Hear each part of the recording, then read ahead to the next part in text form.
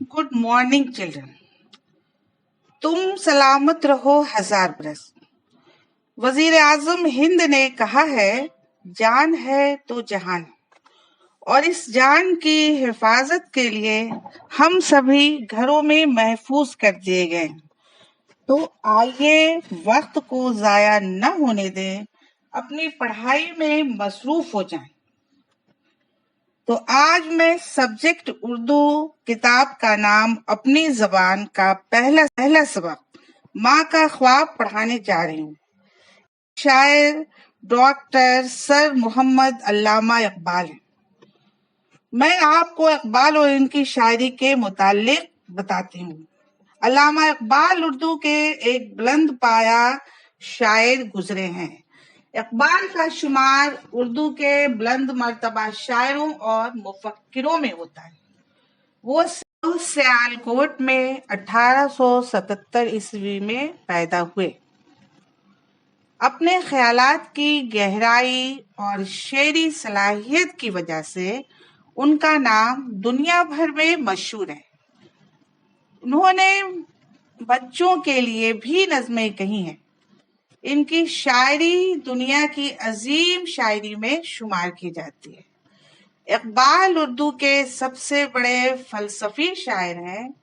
बच्चों के लिए इन्होंने जो नज़में लिखी हैं उनमें बच्चे की दुआ, कौमी तराना, पहाड़ और गिलहरी, जुगनू, हमदर्दी, परिंदे की फरियाद और माँ का ख्वाब वगैरह बहुत मकबूल नज़में हैं।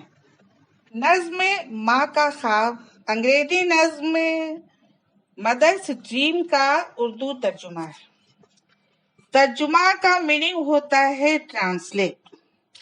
इस नज़्म में इकबाल ने बच्चों के लिए माँ के दिलों में शफकत और मोहब्बत को दिखाने की कोशिश की, जो बच्चों की एक छोटी सी तकलीफ को देखकर इस्तराबी कैफियत में मुब्तला हो जाती है, और बच्चों को बताया है कि माँ एक अजीम हस्ती है जिसकी आगोश में बच्चे परवरिश पाते हैं।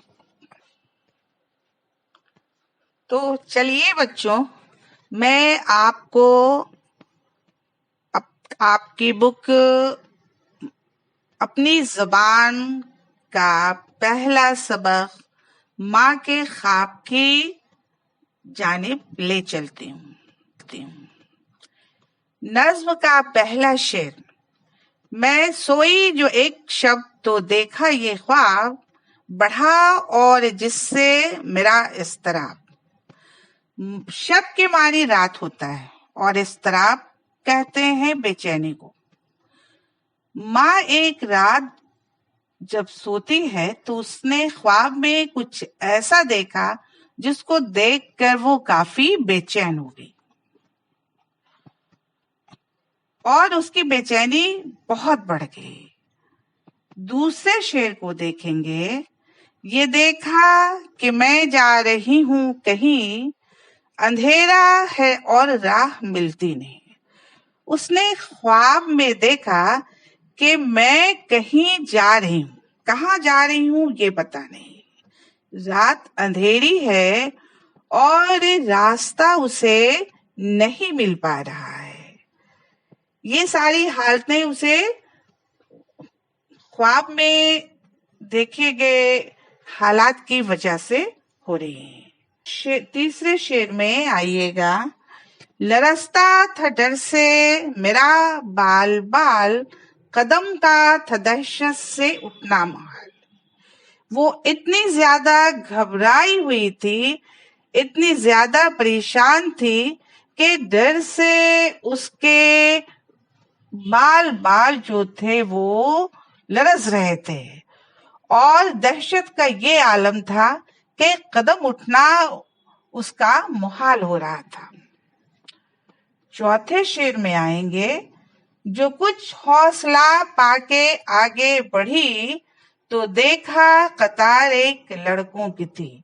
जब उसने अपने आप को कुछ संभालने की कोशिश की, अपने हौसले को काबू में लाने की कोशिश की, तो उसने देखा कि कुछ बच्चों की कतारें آگے آ رہی ہے، بڑھ رہی ہے، اور اس قطار میں اس کا بیٹا بھی شامل ہے۔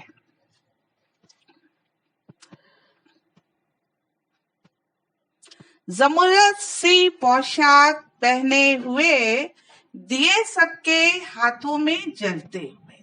زمرد کہتے ہیں قیمتی سبز رنگ کے پتھر کو، جس کو عورتیں زیور وغیرہ میں استعمال کرتی ہیں اور مرد انگوٹھی وغیرہ کے لیے استعمال کرتے ہیں۔ تو بچوں کے کپڑوں کے پوشاک کے کلر سبز تھے، سارے بچے سبز رنگ کے کپڑے پہنے ہوئے تھے اور سارے بچوں کے ہاتھ میں جلتے ہوئے دیے تھے۔ اب چھٹے شعر کو ملاحظہ فرمائیں گے۔ وہ چپ چاپ تھے آگے پیچھے رواں، خدا جانے جانا تھا ان کو کہاں۔ سارے بچے خاموش آگے پیچھے ایک دوسرے کے چل رہے تھے۔ انہیں خود بھی پتا نہیں تھا کہ ان کی منزل کہاں ہے اور وہ کہاں جا رہے ہیں۔ 7ویں شعر کو ملاحظہ فرمائیں گے۔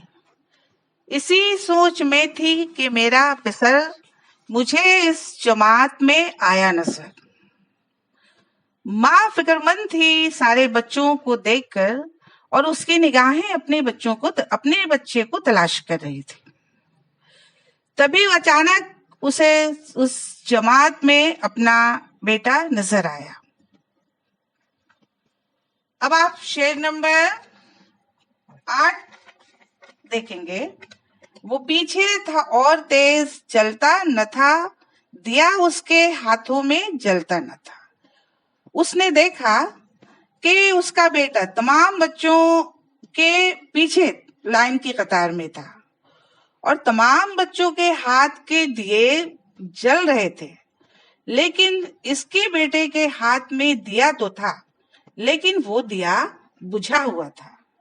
اس بجھے ہوئے دیے کو دیکھ کر ماں کا دل، چونکہ ماں کے دل میں بچوں کی ممتا بہت زیادہ ہوتی ہے، اس کی ایک چھوٹی سی بھی مایوسی، اداسی یا خاموشی کو دیکھ کر بہت زیادہ اضطراب ہو جاتی ہے۔ تو وہ بے چین ہو جاتی ہے کہ سارے بچے کے دیے تو جل رہے ہیں، لیکن ہمارے بیٹے کے ہاتھ کا دیا کیوں بجھا ہوا ہے؟ تو چلیے آج کے لاسٹ شعر 9 کو غور فرماتے ہیں۔ کہا میں نے پہچان کر میری جاں، مجھے چھوڑ کر آ گئے تم کہاں۔ بچے نے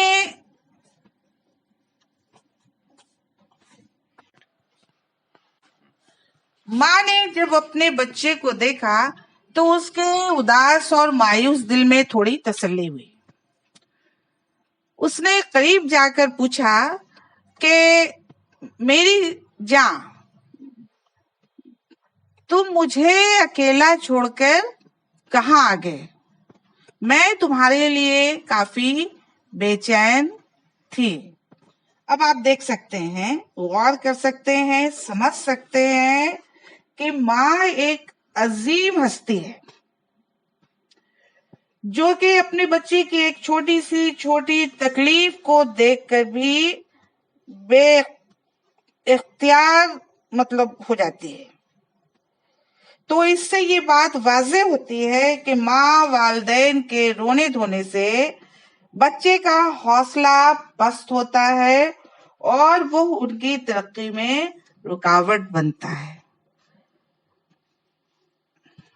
تو چلیے آج کا یہ چیپٹر میں یہاں آج کے لیے ختم کر رہی ہوں۔ وہ اب اس میں سے کچھ ہوم ورک کے نوٹ کر لیں، جیسے کہ میں نے پہلے اقبال کے متعلق بتایا، تو کوشچن نمبر 1 آپ کا ہوگا اقبال اور ان کی شاعری سے واقفیت۔ کوشچن نمبر 2 شعر نمبر 8 اور شعر نمبر 9 کی تشریح اپنی زبان میں کریں۔ ان تمام سوالوں کے جواب لکھنے کے لیے ایک رف کاپی بنا لیں گے اور جو بھی کوشچن دیا جائے گا اس کو لکھنا ہے آپ کو اسی کاپی میں۔ چلیے ہماری ملاقات اگلے کلاس میں ہوگی۔ اللہ حافظ۔